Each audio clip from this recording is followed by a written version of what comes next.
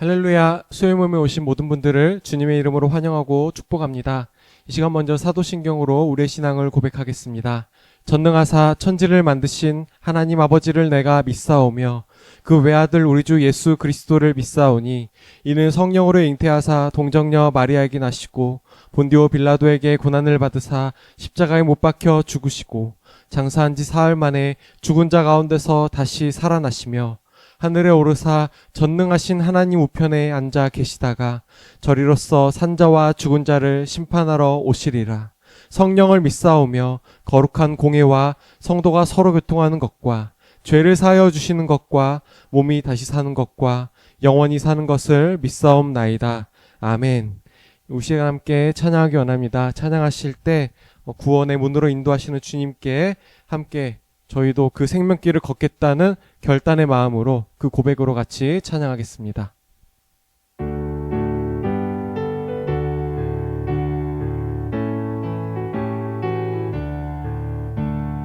구원으로 인도하는 그 문은 참 좁으며 생명으로 인도하는 그 길은 참 험하니 우리 몸에 매여 있는 그 더러운 죄짐을 하나 없이 벗어놓고 힘써서 들어갑시다. 구원으로 인도하는 그 좁은 문 들어가 영생으로 인도하는 그 생명길 갑시다. 이 세상에 많은 사람 큰 문으로 들어가 넓은 길로 갈지라도 멸망길로 끝나니 세상 헛된 부귀영화 모두 내어버리고 주의 말씀 순종하여 그 생명길로 갑시다. 구원으로 인도하는 그 좁은 문 들어가 영생으로 인도하는 그 생명길 갑시다. 구원의 문 열렸으니 주의 공로 힘입어 주저 말고 들어가서 생명길로 갑시다. 구원의 문 닫힌 후에 들어가고 싶으나 한 번 닫힌 구원의 문 또 열려지지 않으리. 구원으로 인도하는 그 좁은 문 들어가 영생으로 인도하는 그 생명길 갑시다. 아멘. 생명의 길을 끝까지 걸어가는 우리가 되기를 소망합니다. 우리에게 주신 은혜에 힘입어서 예수님을 위한 삶을 저희가 살아가기를 원한다는 그 결단의 마음으로 함께 찬양하겠습니다.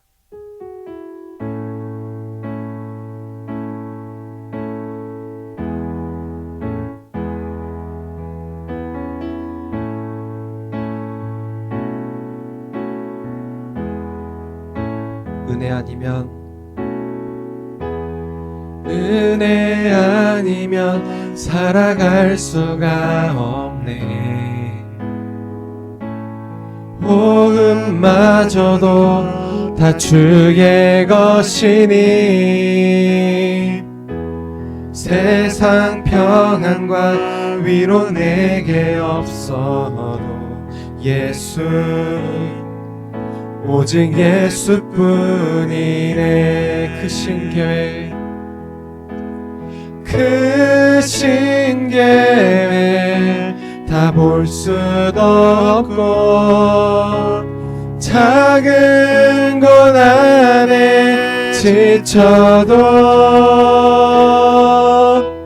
주께 묻기 나의 모든 삶 버티고 견디게 하시네. 은혜 아니면 살아갈 수가 없네. 나의 모든 것 다 주께 맡기니 참된 평안과 위로 내게 주신 주 예수, 오직 예수뿐이네. 크신 게 다 볼 수도 없고 작은 고난에 지쳐도 주께 묶인 나의 모든 삶 버티고 견디게 하시네. 은혜 아니면 살아갈 수가 없네. 나의 모든 것 다 주께 맡기니 참된 평안과 위로 내게 주신 주 예수, 오직 예수뿐. 내 손을 높이 주께 듭니다. 내 손을 높이 주께 듭니다. 내 찬양 받으실 주님, 내 맘을 주께 바자옵니다. 내 찬양 받으실 주님, 슬픔 대신이라그 제 대신 나가는 근심 대신 찬송의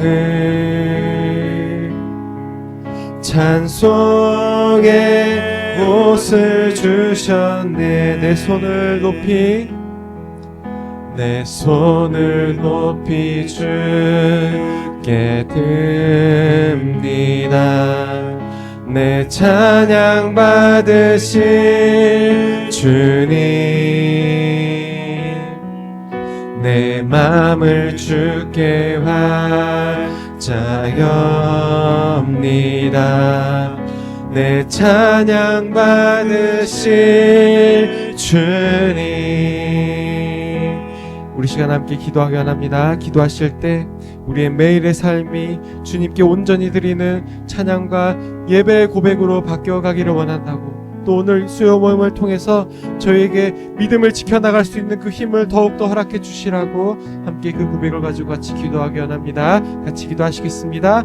하나님 아버지, 우리의 매일의 삶이 때로는 힘들고 쓰러질지라도 정말로 주님께 찬양과 예배로 회복되는 그런 고백의 삶으로 주님 바꾸어 주시옵소서. 회복하여 주시옵소서. 힘 주시옵소서.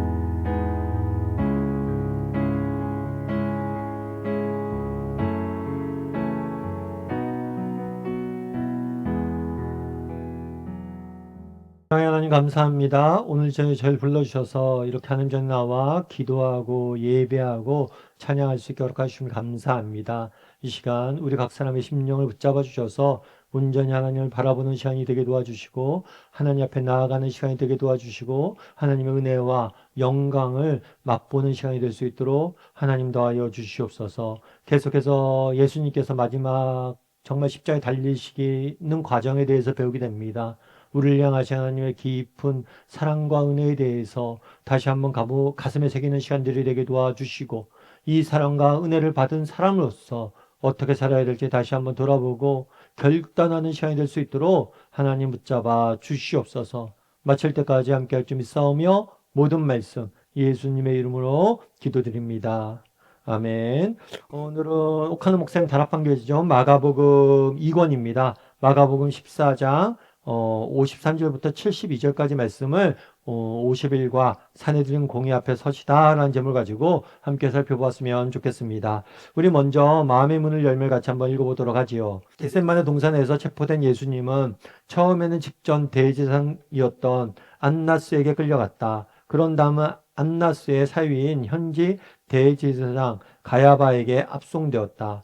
비록 깊은 밤중이었지만 예수님이 잡히셨다는 소식을 듣고 사내들인 공회에 속한 지도자들이 모두 모여들었다. 사실 한밤중에 재판을 여는 것은 불법이었다. 처음부터 예수님은 법적으로 정당한 대우를 받지 못한 채 신문을 당하시게 되었다.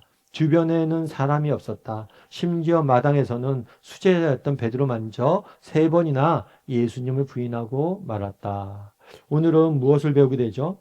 예수님께서 지난주에 살펴본 것처럼 예수님께서 한밤중에 뭐 하시게 됩니까? 체포가 되세요. 체포가 된 다음에 예수님은 대제사장 집에 끌려가서 뭘 받게 되냐면 공회들인 사람들에 의해서 공회에 의해서 재판을 받게 됩니다. 이 재판에 대해서 우리가 배우게 돼요. 이 재판을 통해서 우리가 알 수 있는 건 뭐냐? 인간의 완악함이. 인간이 얼마나 완악한 존재인지를 보게 됩니다. 뿐만 아니라 하나님의 사랑과 은혜.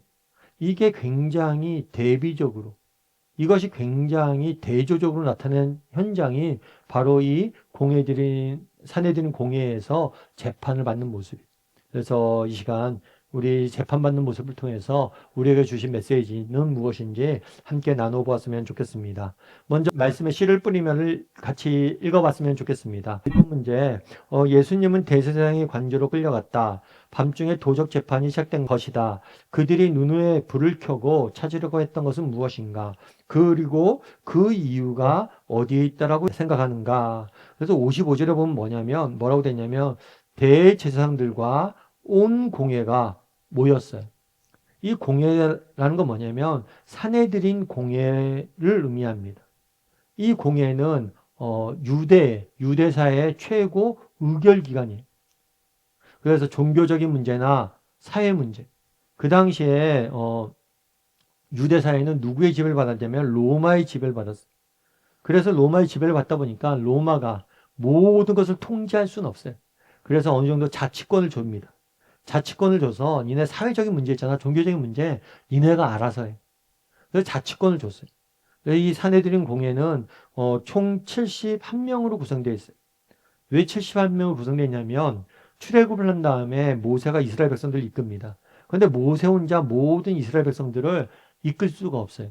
그래서 모세가 70명의 장로를 세워서 여러 가지 재판들도 하고 중요한 문제를 결정하게 됩니다. 그러다 보니까 이 전통에 따라서 71명의 공회원을 만들었어요. 그래서 이 공회원들이 이스라엘의 여러 가지 사법적인 문제를 다루게 한 거죠. 그래서 이 71명에는 제사장 그룹, 제사장들이 들어가 있어요. 그리고 또 장로들 그룹이 들어가 있어요. 그리고 또 누가 들어가 있냐면 서기관들, 율법 학자들이 그곳에 들어가 있어요. 그래서 71명의 각 사회 정치 체제를 대표하는 사람들이 모여서 회의를 하는 거죠. 그래서 이 공회가 열린 거예요. 모인 이유는 뭐예요?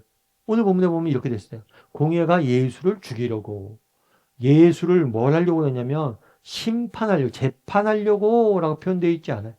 죽이려고 모였다라고 이야기를 합니다. 다르게 말하면 그날의 재판이라고 우리가 부르지만 이거는 공정한 재판이 아니었어요. 정당한 재판이 아니었어요. 사실 재판이 아니에요. 일종의 모의에 가깝습니다. 어떤 모의예요? 예수님을 죽이기 위해서 모였던 그런 모임에 가까워요. 특별히 서론에도 나와 있지만 이 재판 자체는 밤중에 열리면 안 돼요. 왜 밤중에 열리면 안 될까요? 죄인이 스스로 변호를 해야 되잖아요. 이 변호하기에는 충분하지가 않아요.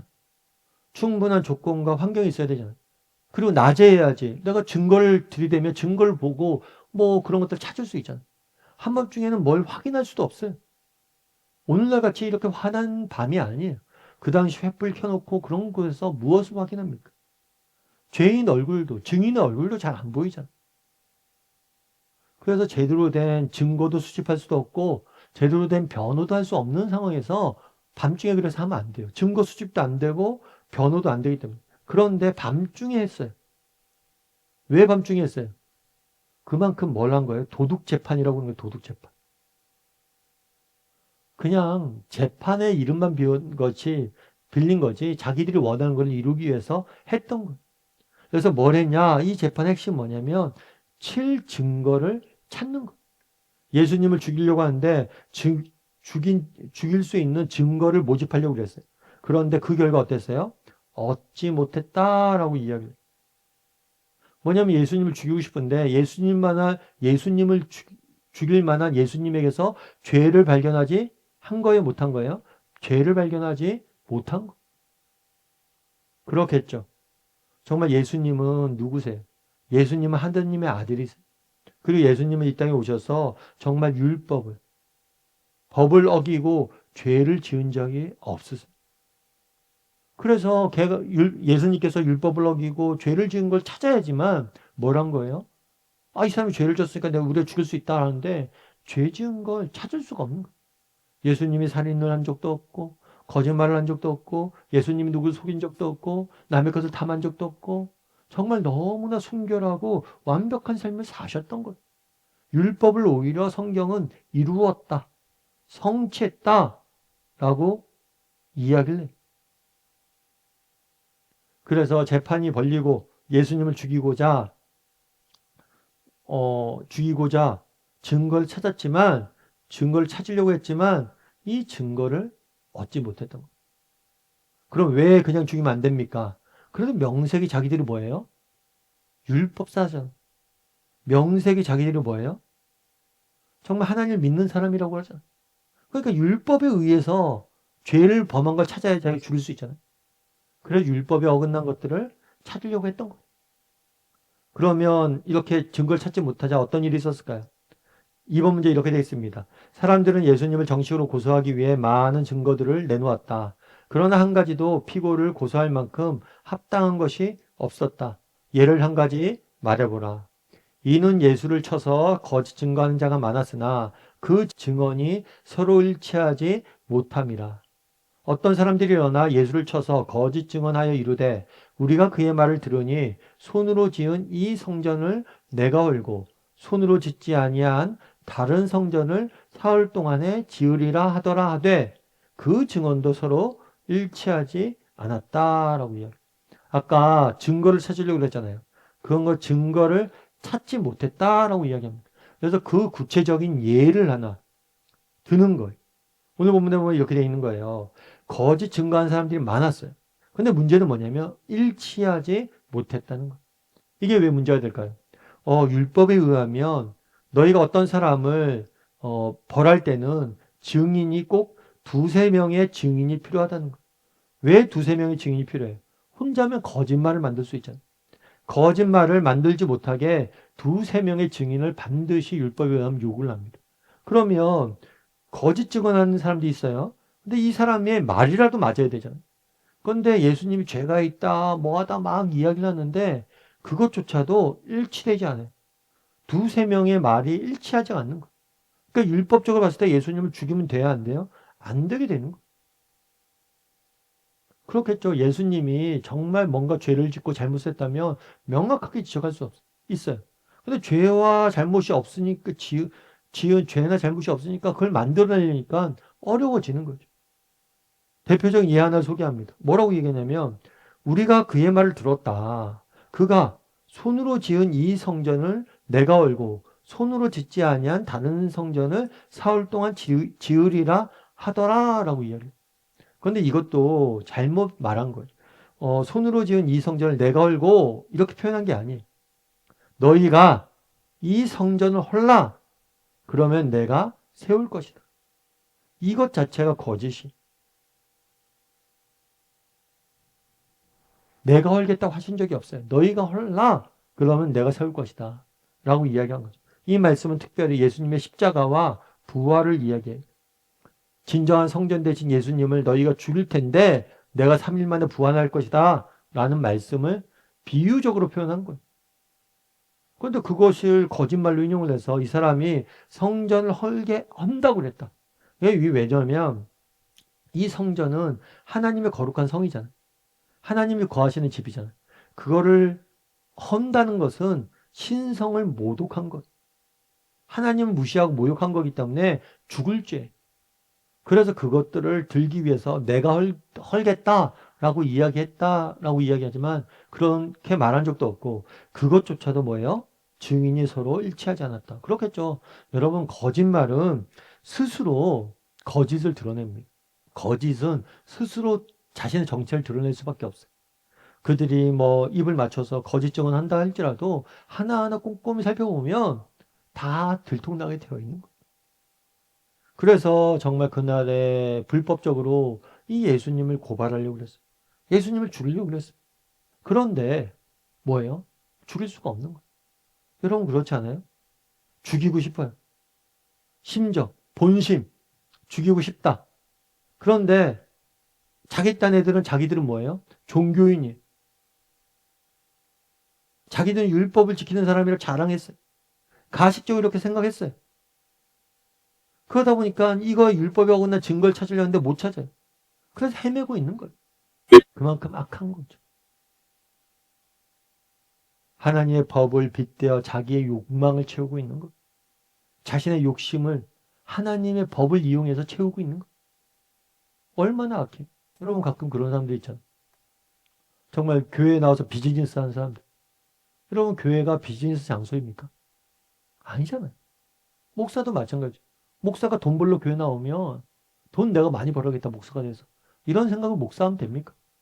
정말 목사가 돼서 한 영혼을 내가 더 돌보고 더 살리는 게 목적이 돼야 되죠. 교회도 마찬가지. 그런데 여기도 딱 그거잖아요. 뭡니까? 자신의 뭐라는 거예요? 자신의 욕심. 정말 자신의 자리를 위협하는 예수 그리스도를 죽이려는 그런 마음들. 그 욕심을 이루기 위해서 율법을 활용하는 거죠. 그래서 잘못됐다는 거예요. 그러면 계속해서 3번 문제 살펴보죠. 3번 문제에서는 뭐라고 되어 있습니까? 많은 사람들이 거짓 증언을 고소하는데 왜 주님은 끝까지 묵비권 행사하셨을까? 이 점에 대해서 이사야 53장 7절을 가지고 설명하고 각자 느낀 점을 나누어 봐라. 60절에서 이렇게 됐어요. 막 사람들이 거짓 증언하잖아요. 그러니까 대제사장이 가운데 일어나서 예수에게 물어요. 야, 사람들이 이렇게 얘기했는데 너 왜 아무 말 안 해? 왜 대답이 없어? 이 사람들이 제시한 증거에 대해서 넌 어떻게 생각해? 라고 물은 거. 그리고 실제로 이 질문에 대해서도 침묵을 하세요. 계속 재판받을 때 예수님께서 침묵으로 일관하십니다. 그러면 왜 이렇게 침묵으로 일관하셨냐는 걸. 먼저 이사야서 53장 7절 말씀을 이렇게 돼 있어요. 그가 곤욕을 당하여 괴로울 때에도 그의 입을 열지 아니하였음이요. 마치 도수장에 끌려가는 어린 양과 털 깎는 자 앞에서 잠잠한 양과 같이 그는 입을 열지 아니하였도다. 침묵을 지켰다라고 이야기를 해요. 이 이사야서 53장은 뭐냐면 메시아에 대한 예언시예요. 예언.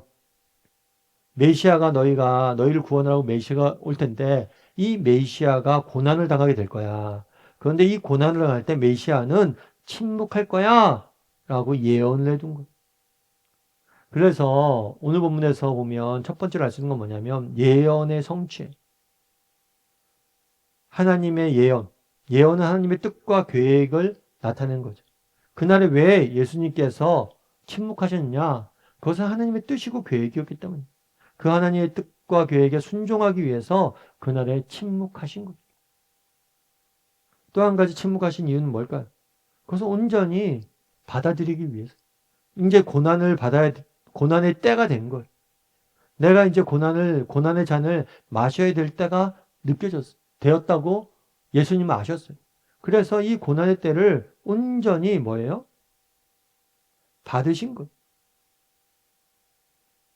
그래서 정말 하나님의 뜻과 계획에 순종하고 고난의 때가 되었기 때문에 온전히 그 고난을 내가 그 죄를 다 뒤집어 쓰기로 한 거예요. 그리고 또한 세 번째로는 뭘까요? 인간의 완악함 때문이죠. 여러분 지금 이 사람들이 증거를 찾는 겁니까? 변호를 하면 뭐예요? 변호를 해도 증거로 채택되지 않아요. 이 사람들이 듣고 싶은 건 변호가 아니에요. 이걸로 뭐 하기 위한 거예요? 꼬투리 잡기 위함이에요. 그러니까 말할 필요가 없는 거예요. 이 사람들이 정말 변호로 듣고 정말 마음의 문을 열 수 있다면 뭐 할 거예요? 변호하겠지만 너희가 잘못됐다. 자기를 변호하겠지만 변호하지 않아요.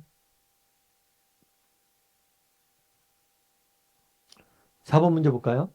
끝내 마땅한 증거를 발견하지 못하자 대제사장은 비열한 유도신문을 시작하였다. 그가 던진 질문은 무엇이며 예수님은 어떻게 대답하셨는가? 그리고 예수님은 자신에게 불리할 줄 알면서도 왜 이런 대답을 하셨을까? 무슨 얘기냐면 쭉 물었잖아요. 쭉 물었는데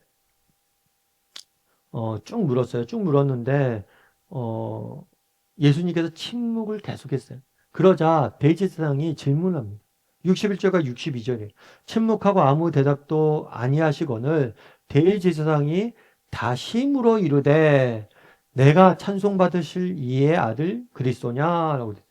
내가 찬송받을 이라고 되어 있어요. 이 찬송받을 이는 누구냐면 하나님의 하나님. 유대 사람들은 하나님에 대한 경외감이 굉장히 컸어요. 그래서 뭐라고 생겼냐면 하나님의 이름을 직접 부르지 않았어요. 그래서 하나님의 이름을 직접 부르면 안 되니까 뭐라고 부른 거예요? 찬송 받으실 이라고 돌려서 부른 거예요. 하나님이라고 하지 않고 찬송 받으실 이 이렇게 돌려 불렀던 거예요. 그래서 성경에 보면 그런 게 있어요. 지금은 성경책을 우리가 인쇄하잖아요. 인쇄해서 한 사람 한 사람 성경책을 봤는데 그 당시에는 그런 게 없었어요. 두루마리에 다 필사를 합니다. 성경책을 서기관들은 뭘 하냐면 필사하는 사람, 성경을 보존하고 나눠주기 위해서 성경을 적는 사람, 계속 받아쓰기를 하는 사람. 우리도 성경 필사하죠.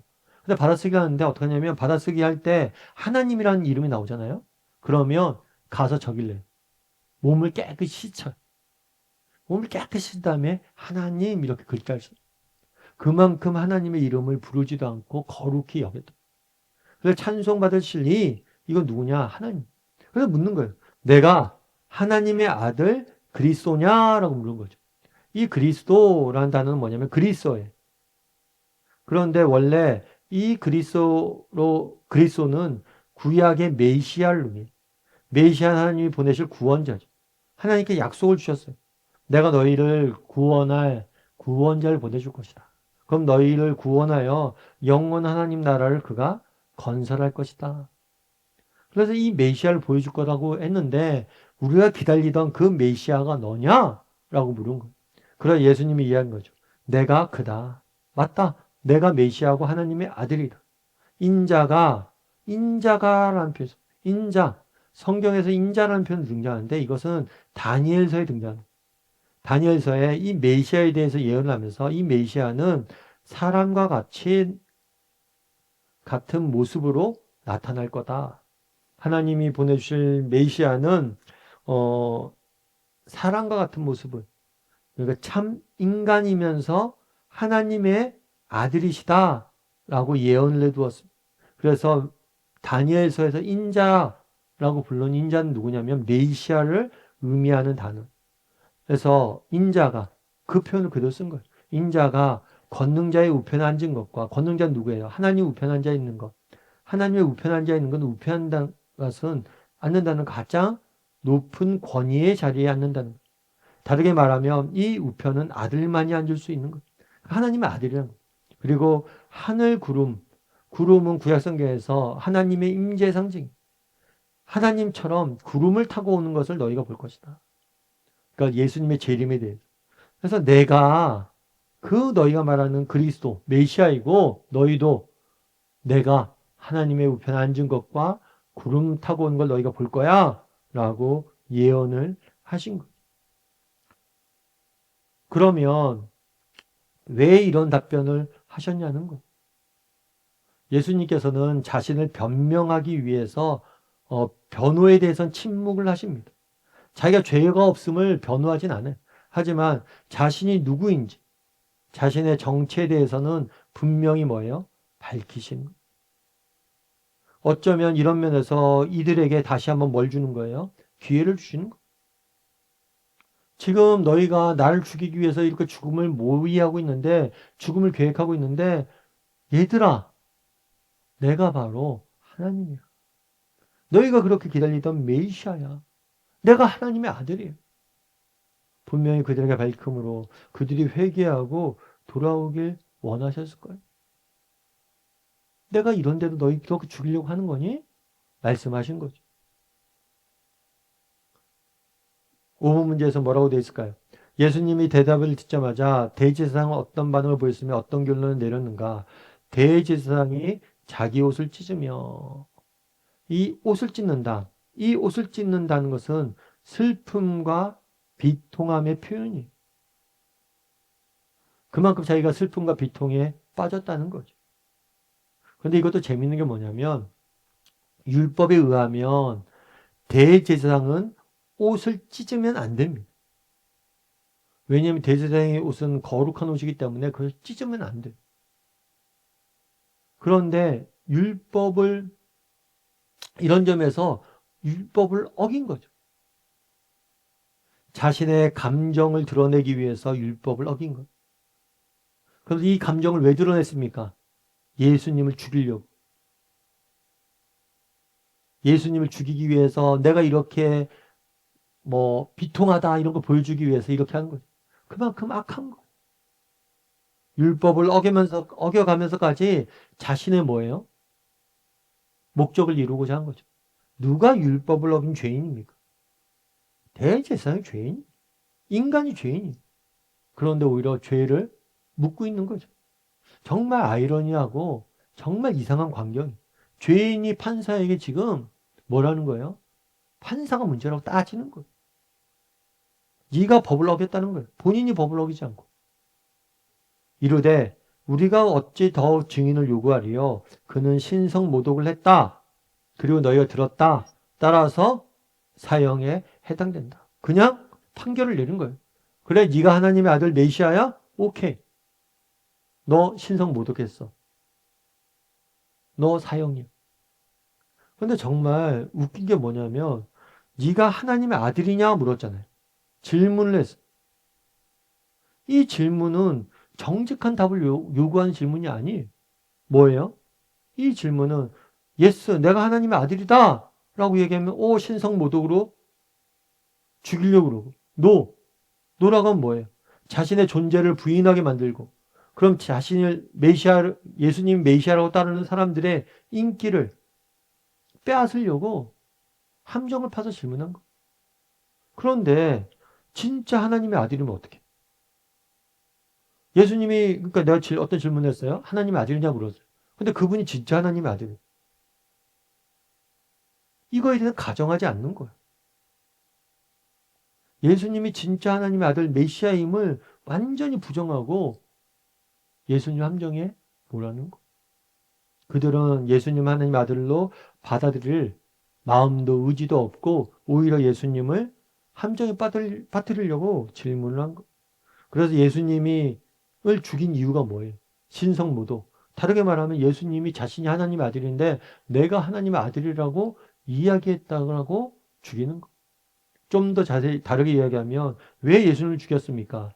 예수님이 하나님이시기 때문에 죽인 거. 예수님이 하나님이라서 죽인 거. 이것이 뭐냐면 죄의 본질. 죄의 본질은 무엇입니까? 교만이. 하나님의 하나님 되심을 인정하지 않고 내가 하나님이 되어서 하나님을 부인하고 하나님을 부정하고 하나님을 떠나고 그 결과 모든 죄가 시작되는 거. 그래서 정말 이 대지상의 모습을 통해서 우리가 뭐냐면 죄와 죄인의 실체를 보게 되는 거. 누가 진짜 죄인이냐는 거.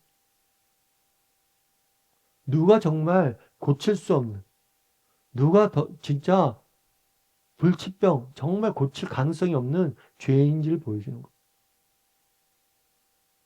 6번 문제는 이렇게 되어 있죠. 결국 예수님은 자신의 대답으로 죽음을 자초한 셈이 되었다. 사형을 받아야 할 명백한 증거도 없이 자신의 말 한 한마디로 십자가를 져야 했다. 어떻게 보면 예수님 매우 어리석은 사람처럼 비친다. 게다가 65절에서 우리는 하나님의 아들이신 예수 그리스도가 아무 이유 없이 참을 수 없는 수모를 당하는 모습을 보게 된다. 그러나 이것이 우리에게 주는 은혜가 대단히 크다. 그 은혜는 무엇인가? 뭐냐면 결국에 예수님께서 65절을 보면 어떤 사람이 그에게 침을 뱉으며, 그 당시 문화에서 침을 다른 사람의 얼굴에 뱉는 것은 굉장히 모욕적인 행동, 상대방을 모독하는 것. 그래서 예수님이 모욕을 당하고 모독을 당하고, 그리고 그 얼굴을 가리고 주먹으로 치며 이르되 선지자 노릇을 하라 하고, 이게 무슨 의미냐면 이런 거예요. 사람들이 얼굴을 가리고 딱 때려요. 누가 때렸게? 묻는 거예요. 그럼 조롱하는 거예요. 야, 너 선지자라며. 네가 하나님의 아들이라며. 누가 너 때렸는지도 몰라? 이렇게 조롱하는 거예요. 그리고 하인들도 손바닥으로 치며. 그러니까 그 자리에 있는 많은 사람들, 정말 지위 높은 고위층 사람뿐만이 아니라 그 밑에서 일하는 하인들도, 그리고 거짓 증언을 하는 사람들도 다 예수님을 모욕하고 모독하고 치는 모습들을 보게 돼요. 그런데 이 모든 것을 뭐예요? 예수님께서는 묵묵히 감당하신 것. 왜 묵묵히 감당하셨어요? 왜 묵묵히 감당하셨어요? 우리를 사랑하셔서, 우리를 대신해서 어떤 모욕도, 수모도, 수치도 참아내신 것. 우리를 위해서. 그래도 고통을 당하신 것. 예수님이 십자가에 죽기만 하신 게 아니잖아요. 죽음 이전에 수많은 모욕과 수치와 이런 걸 다 참아내셨어요. 단순히 죽음 너머에 그 온갖, 정말 말도 안 되는 그런 오해와 모욕과 수치와 폭력과 조롱과 모든 걸 견뎌냈어요. 사실 여러분, 요즘 우리 사회도 그런 거 있잖아요. 막 예전에 유명했던 뭐 그런 영화 뭐 대사 중에 하나는 내가 수치심을 느꼈어. 우리 수치심 느꼈다고 사람들 죽이고 그러죠. 네가 날 모욕했어. 모욕하고 수치심을 느꼈다고 원수들 평생을 살잖아. 그런데 그날에 예수님께서 십자가에 달리셨어. 그 십자가 사건은 굉장한 육체적 고통이 있는 것 뿐만 아니라 그 십자가 사건은 굉장한 정신적 고통이 따르는데, 왜 정신적 고통이 따릅니까? 온갖 모욕과 수치와 조롱을 견뎌내야 돼. 여러분, 우리라면 이런 것들 견뎌낼 수 있습니까? 정말 하나님의 아들이 정말 저 보잘것없는 벌레와 같은 지렁이와 같은 인간들이 그 하나님의 아들을 조롱하는 것, 모욕하는 것.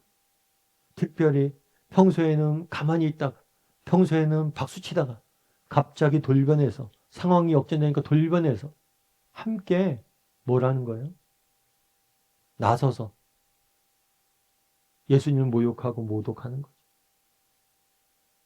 여러분, 이렇게 예수님이 수치받고 모욕당하고 조롱당하는 모습 속에서 여러분들이 느낀 게 뭔지 한번 이야기를 나눠보세요, 각자. 7번 문제는 이렇게 되어 있죠. 겟셋마네 동산에서 베드로는 다른 제자와 함께 도망갔지만 곧 발길을 돌려 대제사장 스랑까지 미행하는 데 성공하였다. 그러나 그는 자기 신분을 노출되는 것을 원치 않았다. 그때 무슨 일이 일어났는가? 그래서 그날에 예수님이 재판을 받을 때 동시에 어떤 일이 있었냐면 베드로가 예수님을 부인하는 사건이 발생을 해. 이 사건은 예수님께서 마지막 만찬 때 베드로에게 예언했던 일이죠.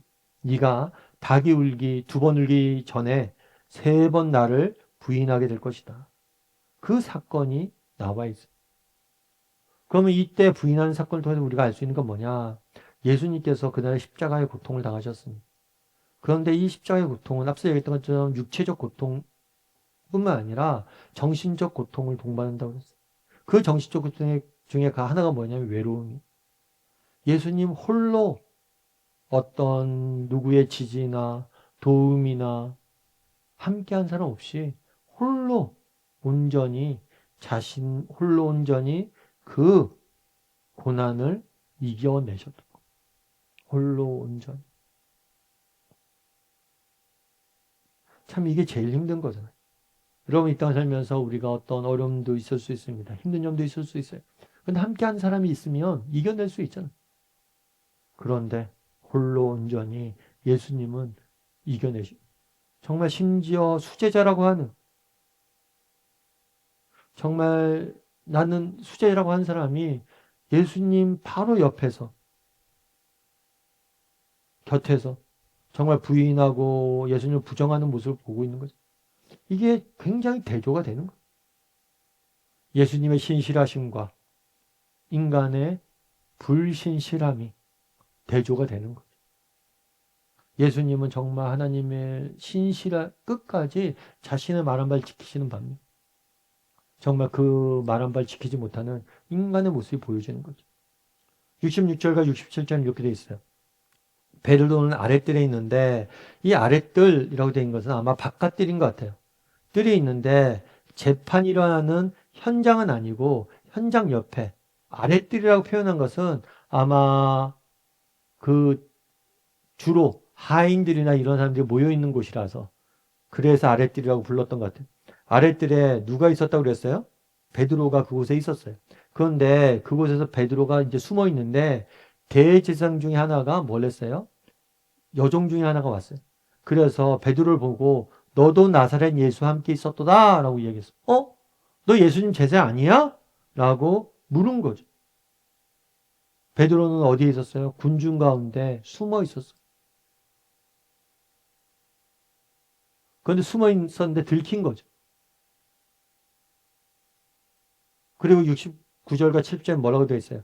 여종이 그를 보고 곁에 있는 자들에게 다시 이르되 여종이 처음에 베드로에게 이야기를 해요. 베드로야 너 예수님 제자 아니야? 그랬더니 부인해요. 그랬더니 여종이 사람들에게 곁에 있는 사람들이 이야기하는 거죠. 저 사람 예수님 제자 아니야? 너희도 그렇게 생각하지 않아? 라고 이야기해요. 그때 또 베드로가 뭐예요? 부인해. 그런 다음에 조금 있다가 곁에 있는 사람이 이번에 물어요. 이 여종의 말을 들었던 곁에 있는 사람들이 물어요. 야, 너 베드로, 너 갈릴리 사람이지? 너 예수님 제자 맞는 것 같은데? 아마 그 당시에 이제 갈릴리 사람들은 독특한 억양이 있었던 것 같아요. 예수님이 베드로가 나 아니야 라고 이야기하는데 그 억양을 들었던 거죠. 우리도 마찬가지로 뭐 경상도 사람이나 전라도 사람이나 그 독특한 말투가 있잖아요. 저도 초등학교 때까지 부산에서 자랐거든요. 부산에 자랐는데 사실 거의 사투리 안 써요. 서울말만 쓰고 있는데 부산 사람인 걸 가끔 느껴요. 저도. 언제 느끼냐면 월요일. 서울 사람들 월요일 이렇게 그러더라고요. 근데 부산 사람은 월요일 이러거든요. 그래서 억양이 달라요. 그러니까 그런 것처럼 갈릴리 사람들은 억양이 다른 거죠. 억양이 달라서 너 갈릴리 사람이네. 또 갈릴리 사람이면 너 예수님 제자 맞는데? 이렇게 물은 거예요.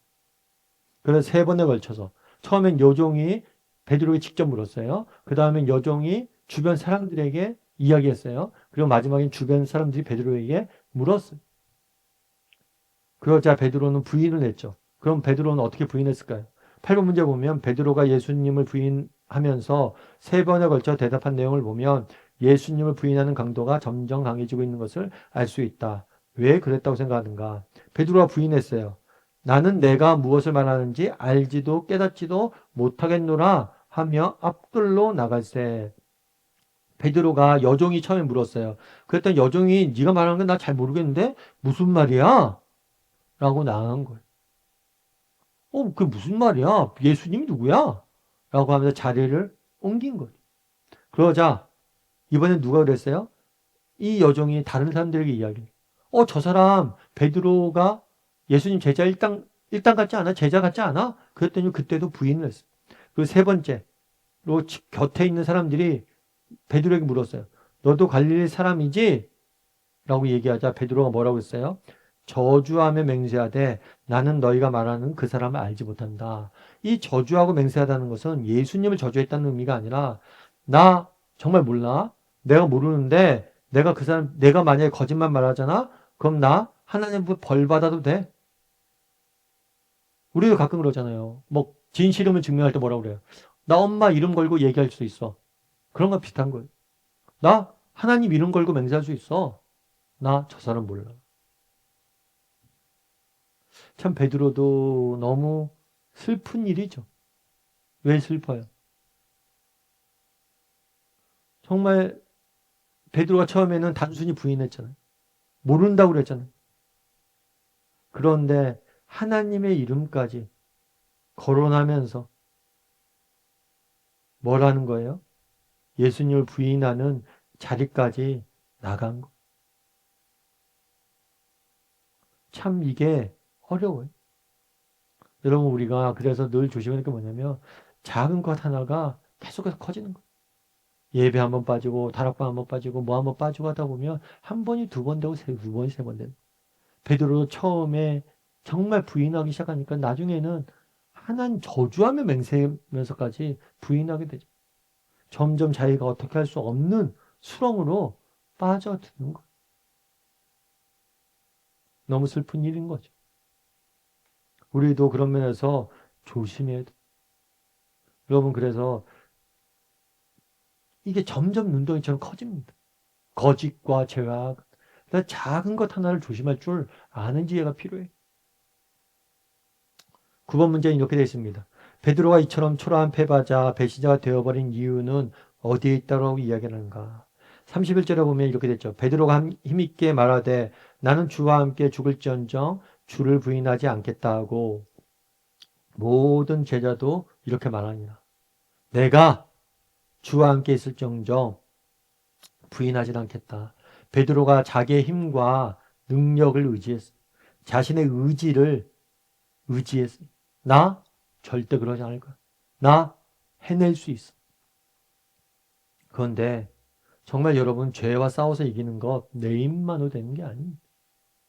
고난과 역경을 이겨내는 것 내 힘과 능력으로 될 것 같죠? 아니 삶 자체가 그렇잖아요. 여러분 우리가 이 땅을 사는 것 내 힘과 내 능력으로 다 할 수 있을 것 같습니까? 그런데 그렇지가 않아요. 결국에 내가 아니라 하나님을 의지할 수 있어야 돼요. 정말 내가 너를 너가 나를 부인하게 될 것이다. 그렇게 했을 때 하나님 어찌하여 그걸 피할 수 있습니까? 내가 부인하지 않고 어떻게 해야 됩니까? 할 수 있어야 되겠죠. 38절에 뭐라고 되어 있어요? 이때는 뭐냐면 겟세마네 동산에서 기도하던 때 그때 이렇게 이야기해요. 예수님께서 시험에 들지 않게 깨어 기도하라. 시험. 앞으로 십자가의 고난이 닥치잖아요. 이 십자가의 고난은 단순히 예수님의 고난만을 의미하지 않아요. 제자들도 동일하게 고난 당하는 거죠. 왜냐하면 지도자를 잃게 되는 거죠. 분명히 오늘도 이게 시험이었잖아요. 베드로 오늘 시험에 빠진 거잖아요. 유혹과 시험에 빠진 거죠. 그때 어떻게 하면 이겨낼 수 있습니까? 깨어 기도하라. 그런데 그들은 깨어 기도하지 못했어요. 그래서 여러분들 늘 뭘 해야 돼요?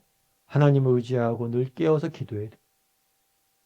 깨어서 기도하지 못했기 때문에 영적으로 깨어있지 못했기 때문에 정말 기도하면서 하나님을 의지하지 못했기 때문에 뭘 한 거예요? 이렇게 넘어질 수밖에 없었던 것. 우리도 이런 면에서 늘 점검해 봐야 돼요. 난 얼마나 깨어 기도할 수 있는 사람인가? 얼마나 정말 깨어있는 사람인가? 여러분, 정말 우리가 늘 깨어 있어야 됩니다. 깨어서 준비해야 돼요. 우리도 아이들한테 그러잖아요. 수능 볼 때 뭐라고 얘기해? 정말 우리가 어떤 걸 수능 볼 때 어떻게 돼요? 미리 준비해야 시험 잘 보죠. 오늘 내내 자요. 수능이 내일인데 맨날 자고 공부도 안 해요. 아, 걱정하지 마. 아빠, 나 순발력으로 시험 잘 볼 수 있어. 야, 너 준비도 않고 공부도 안 하는데 어떻게 시험을 잘 봐? 그렇게 되는 거죠. 평소에 준비해 시험을 잘 보죠. 그런데 여러분 정말 평소에 준비도 안 하고 깨어있지도 않고 공부도 안 하고 예습도 안 하고 문제 풀지도 않고 어떻게 시험 잘 볼 수 있습니까? 여러분 세상은 전쟁터잖아요. 세상은 유혹이 가득하다고 이야기하잖아요. 그럼 우리가 준비하고 먼저 싸울 수 있어야 돼요. 여러분 준비하지 않는다면 우리는 패배를 준비하는 것 똑같아요. 영적으로 깨어서 기도하고 정말 하루를 살아가는데 아침 일찍 일어나서 깨어서 기도하고 하루를 시작하는 것 자체가 이미 지고 시작하는 거. 여러분, 우리가 먼저 깨어서 전부 준비해야 돼. 10번 문제. 만일 당신이 베드로의 처지에 놓인다면 어떻게 할 것 같은가? 여러분이 베드로였다면 어땠을까요? 그날 예수님을 부인할 수 있었을 것 같아요? 부인할 것 같아요? 안 할 것 같아요? 한번 이야기를 나눠보세요.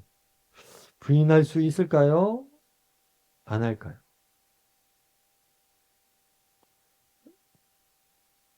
여러분 어떨 것 같아요? 한번 이야기를 나눠보세요. 재밌죠? 한번 나눠보세요. 중요한 건 뭐예요? 우리가 부인할지 안 할지 몰라요.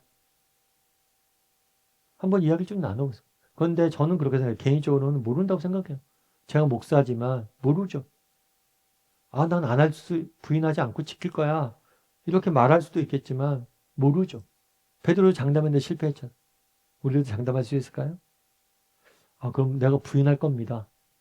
그렇게 얘기해도 이상하지 않아요? 어떻게 해야 할 것인가?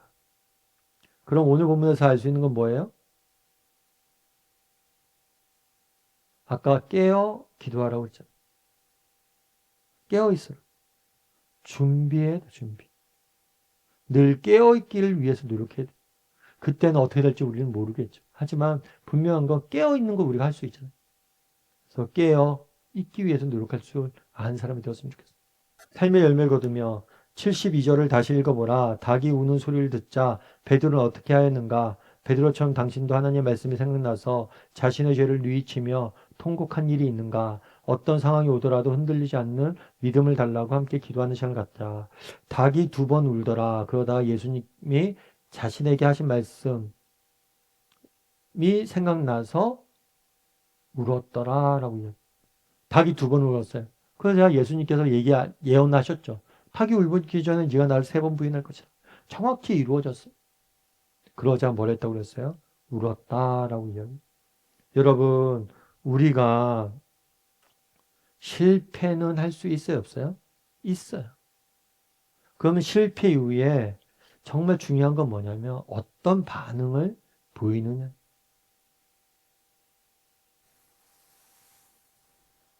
우리가 실패할 때 어떻게 반응을 보이느냐. 정말 어떤 실패하고 넘어졌을 때 하나님이 우리에게 깨달음을 주셨잖아요. 이 깨달음을 주셨을 때 나는 어떤 반응을 보이는가? 정말 자신의 모습을 뭐예요? 돌아보고 회개하고 고치기 위해서 노력하는 사람인가? 아니면 이런 것들에 대해서 뭐라는 거예요? 전혀 신경 쓰고 있지 않은가? 그런 면에서 이 기억한다는 것 자체 그것이 은혜이고 이것이 실력이에요. 여러분 말씀을 배우는 이유가 뭐예요? 말씀을 위안에 신겨놓고 배우고 있다 보면 그 말씀이 살아서 나로 하여금 뭐예요? 깨닫게 하는 거예요. 그래서 여러분 이런 경험이 있는지 한번 돌아보세요. 정말 내가 어떤 무엇인가를 행했는데 말씀이 딱 생각난 거예요. 그래서 그 말씀으로 인해서 뭐예요? 정말 회개하고 돌이키고 그랬던 적이 있는가? 그래서 내가 심겨진 말씀 그리고 말씀이 이렇게 나를 깨우고 나를 변화시켰던 그런 경험들이 있는지 한번 돌아보고 한번 정직히 점검해 봤으면 좋겠어요. 저도 뭐 아침 목사 때도 말씀드렸지만 저는 개인적으로 제 자신을 압니다. 다만 내 안에 계신 말씀을 믿습니다. 그래서 정말 내 안에 심겨진 말씀을 믿어요. 그래서 말씀을 배우려고 하는 거예요. 말씀을 열심히 알아두면 이 말씀이 기억나서 나를 지킬 것이다. 울기 전에 먼저 기억이 먼저. 말씀을 기억 이전에 말씀을 심는 게 먼저. 그래서 우리가 말씀을 심으면 그 말씀이 기억이 나서 그 말씀이 우리를 지키고 우리를 새롭게 하고 우리를 변화시켜 나갈 거예요. 그래서 이런 경험들이 있는지 말씀이 딱 생각나서 맞아 그랬던 경험들이 있는지 한번 나눠보면 좋을 것 같습니다. 이 시간 우리 함께 기도했으면 좋겠는데요. 기도하실 때 오늘 말씀 기억하면서 기도했으면 좋겠습니다. 그날에 베드로가 정말 예수님께서 산헤드린 공회에서 재판을 받는 모습들을 보게 됩니다. 인간의 악함과 예수 그리스도의 우리를 향하신 사랑이 완벽하게 대조되는 모습을 보게 됩니다. 우리는 어떤지, 정말 예수 그리스도께서 그날의 십자가 위에서 그 수모와 모욕과 조롱을 참아내셨는데, 우리를 위해서 참아내셨는데, 이것이 얼마나 큰 사랑이고 은혜인지 깨달아 알고 있는지, 다시 한번 우리에게 그 사랑을 깨달아 아는 시간들이 되게 됩니다. 예수님께서 날 위해서 수치와 조롱을 감당하시는 그 모습이 정말 그 사랑을 다시 한번 느끼게 해달라고 기도했으면 좋겠습니다. 또한 기도하실 때 우리에겐 대제사장의 모습은 없는지, 하나님의 하나님 되심을 부인하고 끊임없이 하나님을 외면하고 하나님을 오히려 대적하는 그런 모습이 우리에겐 없는지, 또 우리에겐 베드로와 같은 모습은 없는지, 정말 깨어있지 못함으로 인해서 실패하고 넘어지는 사람은 아닌지, 그리고 늘 깨어 기도할 수 있는 사람이 되게 됩니다. 그리고 우리 안에 생겨진 말씀이 나로 하여금 깨달음을 준다면 그 깨달음을 가지고 회개하고 돌이킬 수 있는 사람이지, 그 이전에 말씀을 심고 기억나는 사람이지. 오늘 말씀 기억하면서 한 목소리로 같이 기도하도록 하겠습니다. 기도하시겠습니다.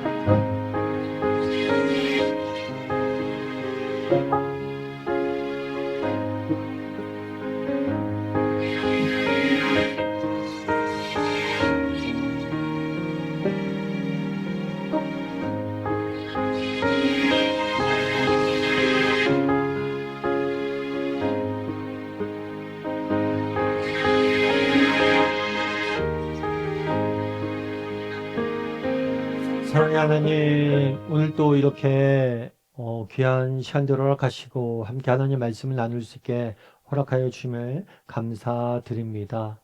아버지 하나님, 무엇보다도 그날에 예수님께서 우리를 대신해서 재판받는 모습을 보게 됩니다. 우리를 위해서 그 수모와 수치와 조롱과 온갖 더러운 것들을 다 당하는 모습들을 보게 됩니다. 무지하신 하나님께서, 하나님의 아들께서 우리를 위해서 그 고난의 잔을 받으신 모습을 보고 정말 우리가 어떻게 살아야 될지에 대해서 다시 한번 돌아보고 그 은혜와 사랑을 기억하며 살아가는 우리 모두가 될 수 있도록 주여 은혜를 더하여 주시옵소서. 아버지 하나님, 정말 그날의 베드로의 모습에서 우리의 모습을 보게 됩니다. 우리도 베드로처럼 하나님을 외면하고 하나님을 부인하고 하나님을 떠나 있을 때가 너무 많습니다. 하나님 우리를 불쌍히 여겨주시고 우리가 깨어 기도하게 도와주시옵소서. 그리고 우리 안에 있는 말씀이 살아 내게 말씀하게 도와주시옵소서. 우리의 잘못을 볼 수 있는 정말 마음을 허락하여 주시고 말씀에 우리의 삶의 모습을 정직히 비춰보게 도와주시고 그래서 말씀으로 회복되고 말씀으로 치유되는 능력을 맛볼 수 있도록 주께서 붙잡아 주시옵소서. 이번 한 주간도 우리 다락방을 지켜주시옵소서. 정말 다락방이 이렇게 말씀을 통해서 회복이 되어지고 말씀이 주는 은혜가 넘치는 다락방 될 수 있도록 하나님 붙잡아 주시옵소서. 은혜 감사드리며 모든 말씀 예수님의 이름으로 기도드립니다. 아멘. 하늘에 계신 우리 아버지여, 이름이 거룩히 여김을 받으시오며 나라의 임하옵시며 뜻이 하늘에서 이루어진 같이 땅에서도 이루어지이다. 오늘날 우리에게 위한 양식을 주옵시고 우리가 우리에게 죄진 자를 사하여 주는 것 같이 우리의 죄를 사하여 주옵시고 우리를 시험에 들게 하지 마옵시고 다만 하기서 구하옵소서. 대개 나라와 영광이 아버지께 영원히 싸움나이다. 아멘.